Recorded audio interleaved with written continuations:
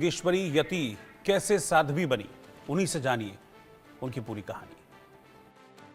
अब हम आपको महाकुंभ में मिलवाते हैं जूना अखाड़े की महिला महामंडलेश्वर श्री माँ योगेश्वरी यति जी से।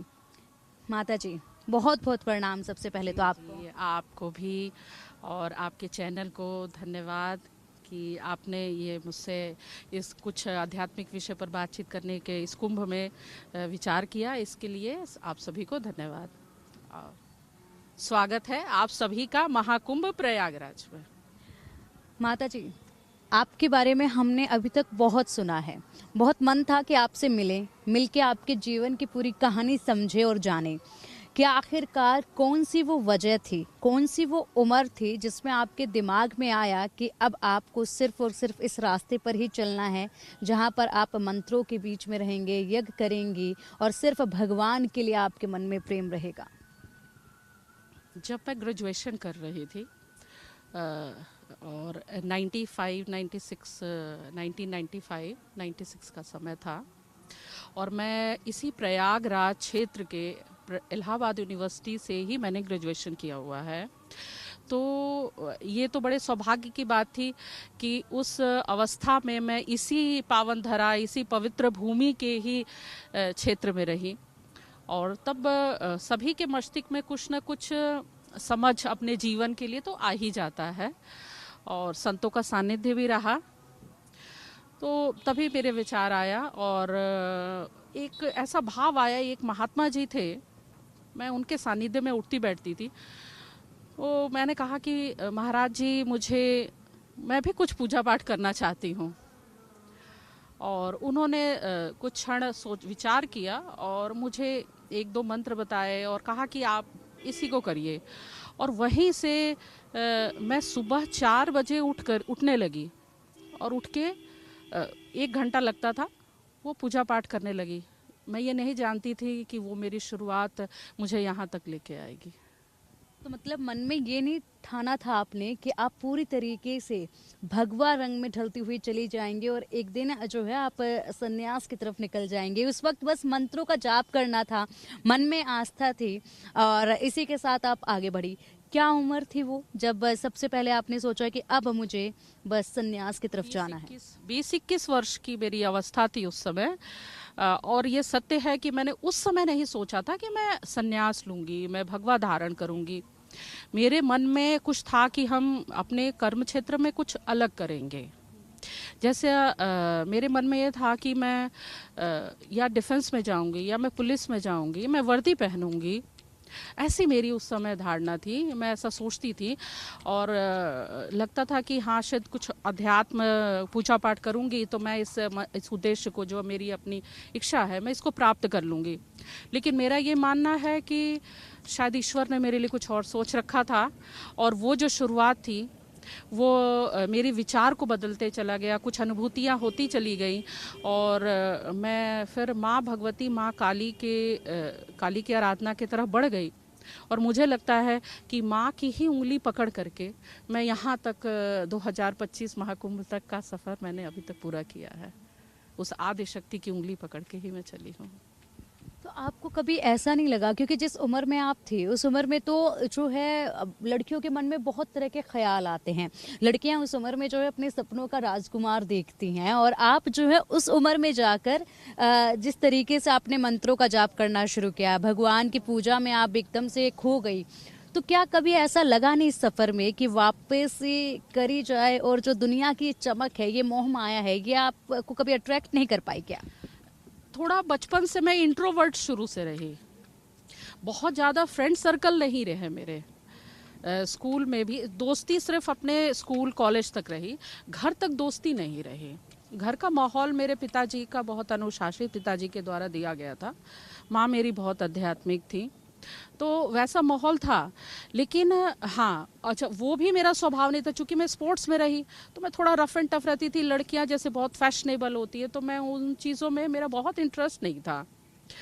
और कहीं ना कहीं क्रांतिकारी विचारधारा मेरे अंदर पहले से थी। देशभक्ति, पिताजी फौज में थे तो देशभक्ति पहले से ही, जन्म से ही मेरे अंदर थी। और ये सब मन बदलता चला गया।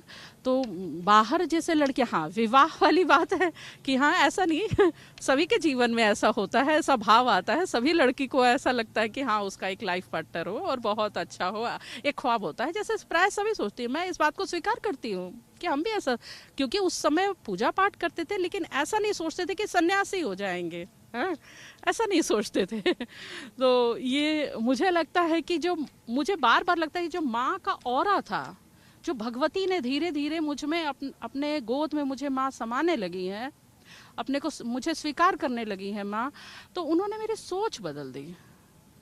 तो उसके बाद मन कभी भटका नहीं? नहीं, फिर नहीं भटका, फिर सोच लिया। तो मन कभी भटका नहीं, लेकिन काफ़ी हैरानी वाली बात है ये कि आप का फैमिली बैकग्राउंड जो आप बता रही हैं, आर्मी से जुड़ा हुआ, और साथ ही साथ माँ जो हैं वो पूजा पाठ करती थी। आप खुद जो है बहुत होनहार रही हैं, पढ़ाई में रही हैं, इलाहाबाद यूनिवर्सिटी से आपने ग्रेजुएशन की, साथ ही साथ आप स्पोर्ट्स में भी रही। इतना सब कुछ था आपके अगल बगल, लेकिन आपने एक अलग ही रास्ता चुना। क्या कभी आपके घर वालों ने, आपके परिवार ने, आपकी जो सहेलियां थी, जो दोस्त थे, उन्होंने ये सोचा होगा कि हमारे बीच में जो इस वक्त मौजूद है उनका नाम आगे जाकर बदल जाएगा और वो हमें आगे जाकर कुछ इस तरीके से इस राह पर नजर आएंगे? जैसे मेरे क्लासमेट्स हैं, अभी भी बहुत से क्लासमेट अपने देश में और देश से बाहर भी है, क्योंकि हम एक अच्छे माहौल में शिक्षा, तो उस तरह से अच्छी मेरे क्लासमेट रहे। और मेरा क्लासमेट्स अभी मीडिया लाइन में भी है, और शायद इसी कुंभ में पिछले 2019 में भी वो मुझसे मिला था और अभी भी वो आएगा। उसने कहा है कि मैं लूँगा आके। तो सभी को बहुत आश्चर्य हुआ, क्योंकि जो मेरा स्वभाव था स्टूडेंट टाइम में, तो उससे विपरीत सबको एक अंदाज़ा नहीं था कि ऐसा कुछ हो जाएगा। और सबको ये लगता भी है, जैसे मेरी एक फ्रेंड है वो कनाडा में है, तो जब सोशल मीडिया के द्वारा धीरे धीरे सभी कोई जुड़ गए, तो उसने मुझसे कहा कि अरे तुम तो देखने में अच्छी थी, तो तुमने शादी क्यों नहीं की? ये सवाल मेरे मन में भी आ रहा है कि इतना खूबसूरत आपको रंग रूप मिला है और उसके बाद फिर अलग से इस दिशा में ये सवाल है, और आपके दोस्त भी जाहिर सी बात है सवाल तो करेंगे।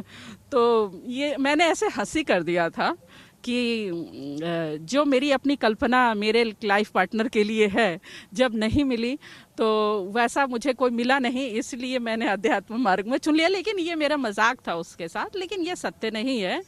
मेरी सोच ही माँ ने बदल दी पूरी तरीके से विचार। हाँ, और माता पिता, जब तक मैं पूजा पाठ करती रही तब तक तो सबको बहुत अच्छा लगा कि हाँ बहुत अच्छा पूजा पाठ कर रही है, बहुत इसका मन लग रहा है। लेकिन अचंभित थे, क्योंकि बचपन से ऐसा नहीं था। लेकिन जब मैंने सन्यास के लिए कदम उठाया है तो नाराजगी जरूर हुई। नाराजगी का सामना करना पड़ा। हाँ, कैसे मनाया घर वालों को? मेरे पिता ने एक बात पूछी कि तुमने कभी भी जमीन पे नहीं सोई हो, कभी ऐसा जीवन तुमने नहीं लिया है, तो ये बताओ क्या सोच के ये कदम उठाया, कैसे जीवन चलेगा? तो मेरे उस समय जब मेरी और उनकी बीच की बात हो रही थी, तो दुर्गा जी की फोटो सामने रखी हुई थी, तस्वीर। मैंने उसको देख के कहा कि ये मेरा ख्याल रखेंगी, इनके भरोसे मैंने ये कदम उठाया, ऐसे मैंने कहा। तो वो ये जानते थे कि 6 महीना साल भर लौट आएगी, वापस आ जाएगी, चलो इसके मन की कर लेने दो। आखिर मैं जिद्दी हूँ तो मेरी बेटी भी जिद्दी है, तो कोई बात नहीं है। लेकिन मैंने भी उनसे कहा कि मैं आप ही की बेटी हूँ, जो कदम मेरे आगे बढ़ जाते हैं वो पीछे नहीं पलटेंगे। तो ऐसी बातचीत हुई। तो माता पिता ने इंतजार किया 6 महीने, साल भर का। अब सब स्वीकार कर चुके हैं, और सब, पिता तो नहीं है मेरे संसार में अभी, लेकिन सब आनंदित हैं। और आज जब मुझे देखते हैं सोशल मीडिया पे, तो सभी मुझसे मिलना चाहते हैं। बाकी परिवार के जो लोग हैं, माता जी हैं, रिश्तेदार हैं, क्या वो मिलने के लिए आते हैं या आप उनके कांटेक्ट में हैं? बहुत कम, बहुत कम। लेकिन इस कुंभ में सभी को आने की इच्छा है, और सभी ये सोचते हैं कि उसको हम सोशल मीडिया पे देखते हैं, और एक बार सामने तो देखें। ऐसा मुझे अभी कुछ दिन पहले ये बात आई है मेरे सामने। ये बात आपको पता चली है कुछ? तो कैसा लगता है आपको कि जब अब आपके जो दोस्त हैं वो आपको एक अलग रूप में देखते हैं और आप उनके जीवन को देखते हैं, जिनके साथ आप पढ़ाई करती थी, खेलती थी, उनका एक अलग लाइफस्टाइल है, आपका लाइफस्टाइल एकदम अलग है, कितना फर्क महसूस होता है उस वक्त? कुछ मन में कोई विचार आता है क्या? मुझे मेरे मन में तो विचार नहीं आता है, लेकिन बहुत सी ऐसी लड़कियां हैं, मेरी क्लासमेट है, उसने मुझसे एक बात कही कुछ 2-3 साल वर्ष पहले कि मैं आना चाहती हूँ तुम्हारे पास। तो मैंने, आ जाओ। बोली, मैं मस्तिष्क से बहुत मैं अशांत हूँ, परेशान हूँ, मैं आना चाहती हूँ, अपनी लाइफ में मैं परेशान हूँ और